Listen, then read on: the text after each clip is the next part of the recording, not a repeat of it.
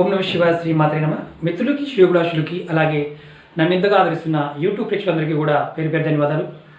మిత్రులారా, మనం అంతకుముందు వీడియోలో మనం ఒక విషయం చెప్పుకున్నాం. మన కుటుంబంలో, మన ఇంట్లో వంటగది ఎలా ఉంటే, ఏ విధంగా ఉంటే మంచి ఫలితాలు వస్తాయి, ఏ విధంగా వంటగది ఉండాలి, ఏ విధంగా వంటగదిలో మనం చేసుకోవాలి, ఏ విధంగా పరిహారం చేసుకుంటే మన అభివృద్ధి, అంటే మన ప్రగతి, అభివృద్ధి, మనం ఎలా ముందుకు వెళ్తామో, మన కుటుంబం అలాగే మన పిల్లలు వృద్ధిలోకి వస్తారో ఈరోజు తెలుసుకుందాం. చాలామంది అక్క చెల్లెళ్ళు మెయిల్స్లోనూ కామెంట్స్ అడిగింది ఏంటంటే, మేము ఇంటి దగ్గర ఉంటున్నామండి, మా వంటగదిలో మేము ఎలా చేస్తే మంచి ఫలితాలు వస్తాయి అని చాలామంది అడిగారు. మిత్రులు కూడా అడిగారు. అలాగే చాలామంది మిత్రులు రెగ్యులర్గా అనేక రకాల సమస్యల గురించి అడగడం జరిగింది. నేను చాలా వీడియోస్ చేయడం జరిగింది. మీరు ఎవరైనా సరే నా వీడియోస్లోకి వెళ్ళండి. వీడియోస్లోకి వెళ్తే మీకు మీ చేసుకోగలిగే పరిహారాన్ని ప్రయత్నం చేయొచ్చు. అనేక రకాల ఉపాయాలు చేయడం జరిగింది. తేలికైన ఉపాయాలు, అనేక రకాల ఉపాయాలు చేయడం జరిగింది. బాగా గుర్తుంచుకోండి, మనం మన సనాతన ధర్మంలో మన పూర్వీకులు, మన పెద్దలు, మన ఋషులు అనేక రకాలైన విషయాల మీద ఎన్నో పరిహారాలు చెప్పారు. లక్షల పరిహారాలు ఉన్నాయి. దాంట్లో మనం ఏదో ఒక పరిహారాన్ని, మనం చేసుకోగలిగే పరిహారాన్ని చేసుకోగలిగితే ఖచ్చితమైన మంచి మార్పులు రావడానికి అవకాశం ఉంటుంది. ఇప్పుడు అసలు వంటగదిలో మనం ఏం చేస్తే మనకి మంచి జరుగుతుంది, ఏం చేయకపోతే చెడు జరుగుతుందో తెలుసుకుందాం. సహజంగా మనం వంటగదిని, పూజా మందిరాన్ని ఎలాగైతే శుద్ధిగా ఉంచుకుంటామో వంటగదిని కూడా అంతే శుభ్రతతో ఉంచుకోవాలి. వంటగదిని ఎంత హైజీనిక్గా, అంటే క్లీన్గా ఉంటుందో మీ మానసిక స్థితి కూడా అంతే ఇదిగా ఉంటుంది. సహజంగా మనం ఏం చేస్తూ ఉంటామంటే, డే టైంలో అయినా నైట్ టైంలో అయినా సరే షింక్లో మామూలుగా మనం షింక్ ఉంటుంది కదా, షింక్లో ఎప్పుడు ట్యాప్ లీకులు ఉంటాయి. ఎవరింట్లో అయితే షింక్లో ఉండే మామూలు వంటగదిలో ఉన్న ట్యాప్ లీక్ అవుతూ ఉంటుందో వారింట్లో ధనం అనేది నిలబడదు. ఇది ఒక పాయింట్. అలాగే రెండోది, చాలా వరకు మనం ఏం చేస్తామంటే, భోజనం చేసిన తర్వాత మొత్తం సామాన్లు అన్నీ కూడా మనం కడగకుండా అలా పెట్టి వదిలేస్తాం, రాత్రి అంతా వదిలేస్తాం. మనందరికీ తెలియని విషయం ఏంటంటే, రాత్రిపూట మనం నిద్రపోయిన తర్వాత మన పూర్వీకులు, అంటే మన పితృదేవతలు మన వంటగదిలో తిరుగుతూ ఉంటారు. దేవతలు, పితృదేవతలు కూడా మన వంటగదిలో ఉంటారు. ఎంత శుభ్రంగా ఉంటుందో అంటే, షింక్లో కనుక మనం రాత్రి తిన్న ప్లేట్స్ కావచ్చు, పదార్థాలు కావచ్చు, అంటే కొంతమంది గిన్నెలు పొద్దున, సాయంత్రం, మధ్యాహ్నం అలా వదిలేస్తుంటారు. అలా వదలమాకండి. మ్యాక్సిమం క్లీన్ చేయడానికి ప్రయత్నం చేయండి. క్లీన్ చేసుకోవడం వల్ల మీ కుటుంబం వృద్ధిలోకి వస్తుంది. ప్రయత్నం చేయండి. ఇప్పుడు మనం ఎలాగో 21 రోజులు మనం గవర్నమెంట్ సెలవు ఇచ్చింది. మీ షింక్లో సామాన్లు కడిగేస్తూ ఉంచండి. మంచి ఫలితాలు రావడానికి అవకాశం ఉంటుంది. ఇది రెండో ఉపాయం. మూడో ఉపాయం, చాలామంది అక్క చెల్లెళ్ళు ఏం చేస్తుంటారంటే, మన కిచెన్లోనే కొంతమంది డబ్బులు దాస్తూ ఉంటారు. ఎలా అంటే, పప్పుల డబ్బాల్లోనో, పోపుల డబ్బాలోనో, ఉప్పు డబ్బాలోనో, కొంతమంది కారం డబ్బాలో కూడా పెడుతుంటారు, బియ్యపు డబ్బాలోనో ఇలా పెడుతూ ఉంటారు. ఎందుకంటే ధనాన్ని ఎక్కడైనా సరే ఒక డబ్బా పెట్టుకొని దాంట్లో పెట్టుకోవాలి. ఈ పోపుల డబ్బాలు వీటిలో పెడితే, పోపుల డబ్బాలో పెట్టచ్చు, దాంట్లో అన్ని రకాల ఉప్పు, పప్పు అన్నీ ఉంటాయి, అన్ని రకాల పదార్థాలు ఉంటాయి.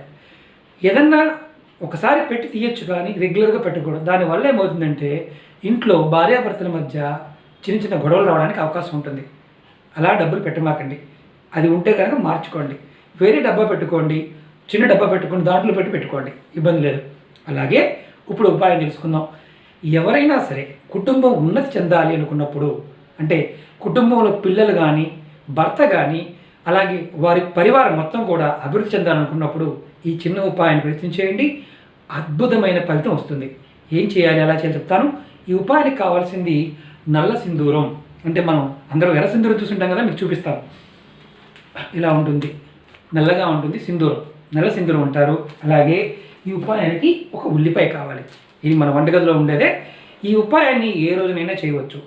ఈ నల్ల సింధూరం మనకి పూజా వస్తువులు అమ్మే షాపుల్లోనూ, ఆన్లైన్లో కూడా దొరుకుతాయి.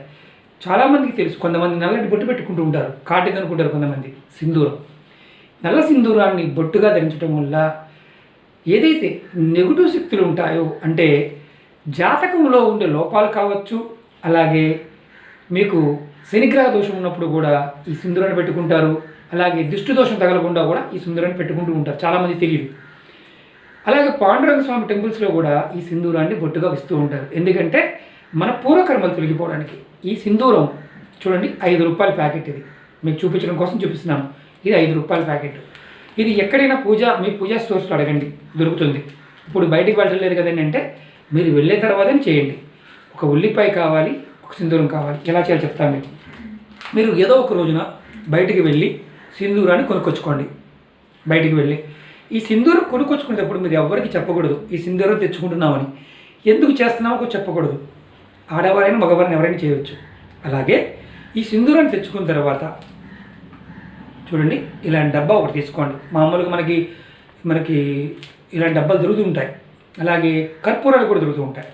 ఈ డబ్బా కొనుక్కోండి. ఈ డబ్బా కొనుక్కొని మీరు ఏం చేస్తారంటే, చెప్పకుండా భర్త చేస్తే కనుక భార్యకి చెప్పకూడదు, భార్య తెస్తే భర్తకి చెప్పకూడదు.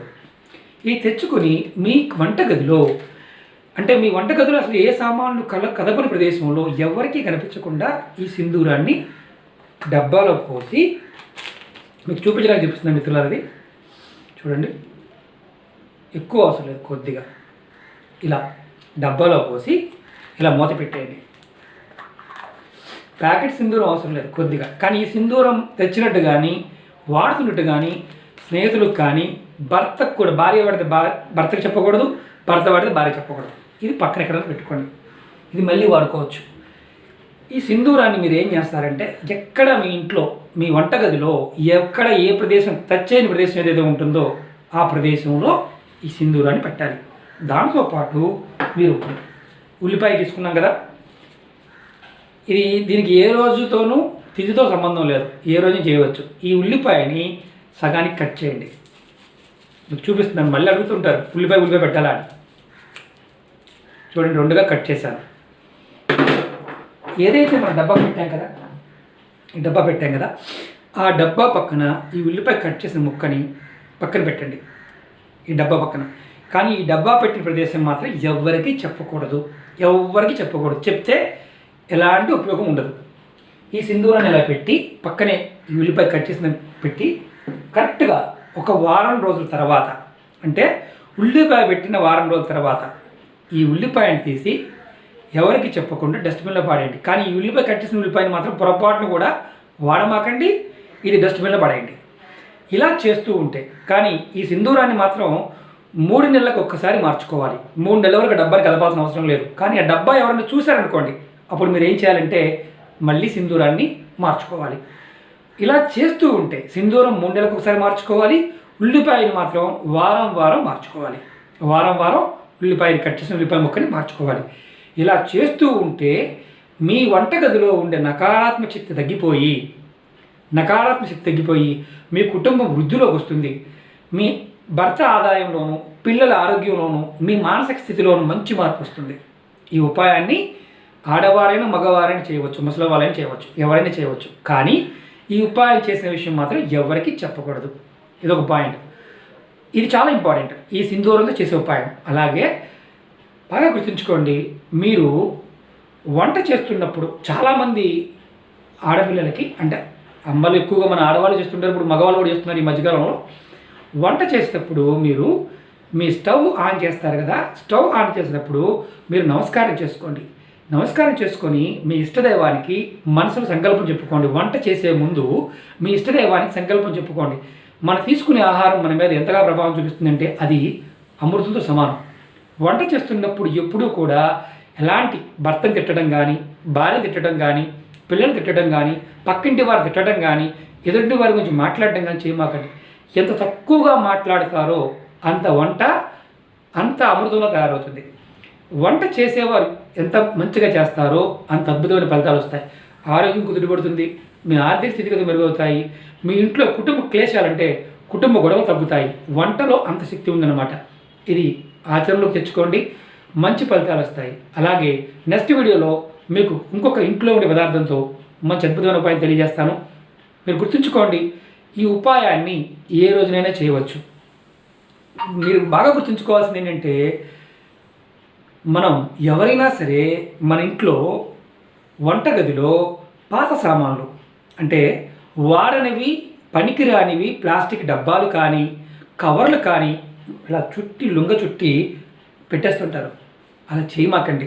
అలాగే వాడని ప్రదేశాలు ఉంటాయి, అంటే గ్యాస్ బండ పెట్టుకున్న ప్రదేశం, తుడవలు. వంటగదిలో మీరు బూజు పట్టి ఉన్నా, వంటగదిలో గోడలకి క్రాక్స్ ఉన్నా, వంటగదిలో బాగా గుర్తుంచుకోండి, వంటగదిలో మీరు ఏదైతే వంట చేస్తున్న స్టవ్ బాగా మురికి పట్టి ఉన్నా ఏమవుతుందో తెలుసా? మీరు సంపాదించిన సంపాదన మొత్తం ఎవరో ఒకటి చేతిలో పెట్టేసి అప్పిస్తాం. వాడి వెనక్కి పొరపాటును కూడా ఎవడు, వాడి చుట్టూ మనం తిరుగుతూ ఉంటాం. మన ఆరోగ్యం దెబ్బతింటుంది, బీపీ వస్తుంది, షుగర్ వస్తుంది. విచిత్రంగా ఉంది కదా.